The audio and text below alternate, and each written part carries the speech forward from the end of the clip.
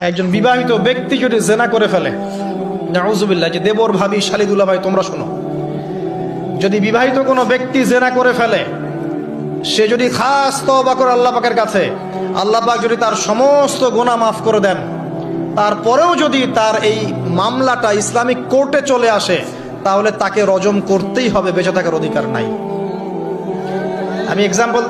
আমি দলিল দিচ্ছি, শোনেন। নবী সাল্লাল্লাহু আলাইহি ওয়াসাল্লামের একজন সাহাবী, মহিলা সাহাবী, তিনি পাপ করে ফেলেছেন। কি করেছেন? জেনা করে ফেলেছেন। বিবাহিত ব্যক্তি ছিলেন। নবীর কাছে এসে বলছেন, ইয়া রাসূলুল্লাহ তাহহিরনি, আমাকে পবিত্র করুন, আমি অন্যায় করেছি। নবী সাল্লাল্লাহু আলাইহি ওয়াসাল্লাম বলছেন, মুখ ফিরিয়ে নিচ্ছে, একবার ডান দিকে মুখ ফিরাচ্ছেন, একবার বাম দিকে মুখ ফিরাচ্ছেন। নবী শুনতে যাচ্ছেন না, কারণ এটা কোর্টে চলে আসলেই বিপদ।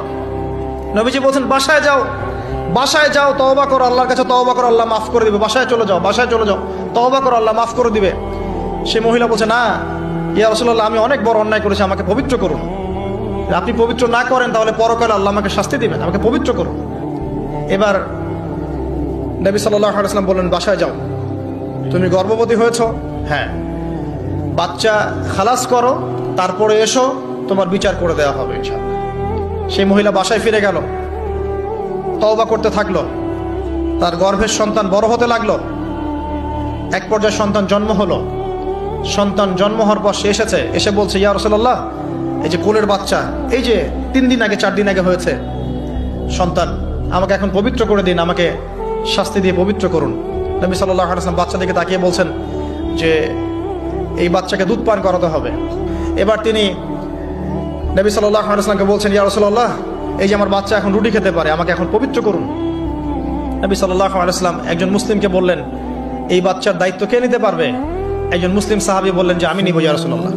তখন তার হাতে বাচ্চাকে সোপর্দ করা হলো। বাচ্চাকে সোপর্দ করার পর এই মহিলাকে নিয়ে যাওয়া হচ্ছে এবং সাহাবীকে বলা হলো, অন্যান্য সাহাবীদেরকে বলা হলো, তোমরা এই মহিলাকে নিয়ে যাও, নিয়ে গিয়ে রজম করো, অর্ধেক মাটিতে পুঁতে ফেলে পাথর নিক্ষেপ করে হত্যা করো।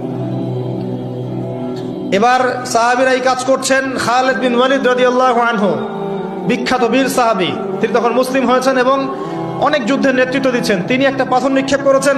এই নিক্ষিপ্ত পাথরের আঘাতে রক্তের ফিনকি ছিটকে এসে খালিদ বিন ওয়ালিদ রাদিয়াল্লাহু আনহুর এই যে কাপড়ের মধ্যে পড়েছে।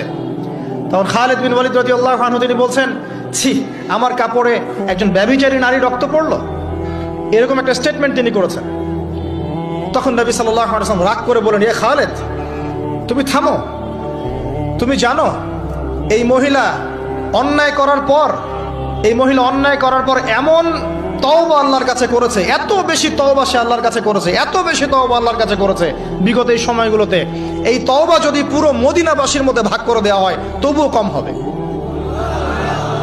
এবং সেই মহিলা এখন জান্নাতে আছে, জান্নাতে নদীতে সাঁতার কাটছে ইনশাআল্লাহ। আমি বুঝাতে পারলাম কিনা? এই মহিলাকে আল্লাহ পাক মাফ করে দিয়েছেন, তিনি জান্নাতে আছেন ঠিকই, দুনিয়াতে তার বিচার নবীজি করেছেন। তারপরেও আমি কি বুঝাতে পারলাম যে বিবাহিত ব্যক্তি ব্যভিচার করলে কিরকম শাস্তি হবে?